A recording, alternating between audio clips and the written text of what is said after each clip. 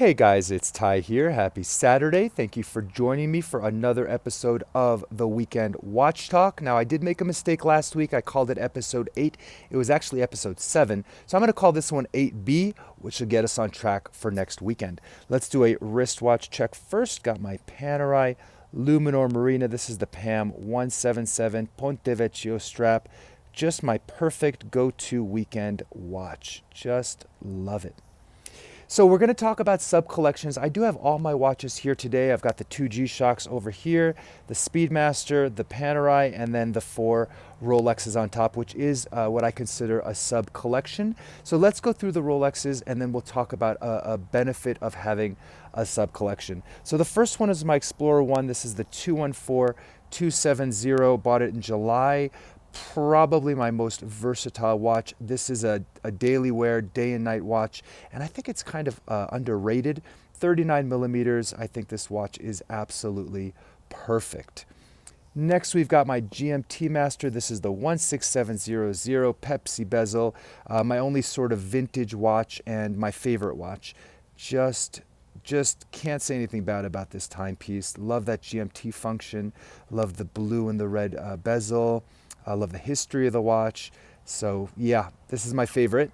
Next, I've got the Submariner 114060. I did put it on this Everest strap just to differentiate between this one and the sub date, and I think that's working pretty well.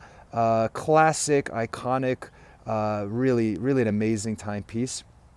And last, I have the Submariner date. This is the 116610. I think the perfect everyday watch. As you guys can see, my theme in this sub-collection is tool watches and, of course, Rolex.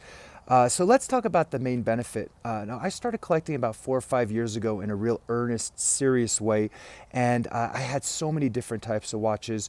So I think through the years, as I've kind of narrowed down this little mini collection, it's focused me on what I love, which are tool watches, and I do love the brand Rolex, which kind of just evolved as I've been collecting.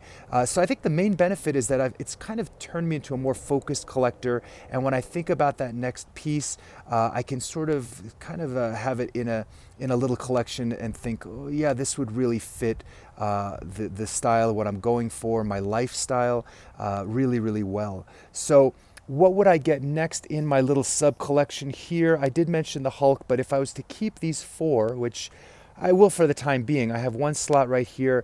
Probably a two-tone would make sense. I like those sort of older classic black and gold two-tones, either the GMT, I think there's Submariner versions as well.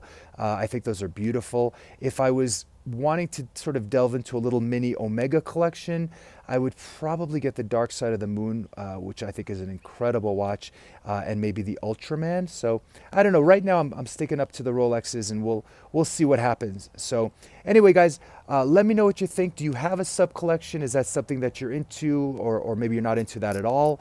Maybe you just collect Seiko divers as a little mini collection, or just chronographs. Let me know in the comments below. Thanks for watching. I do appreciate it, and I will talk to you soon.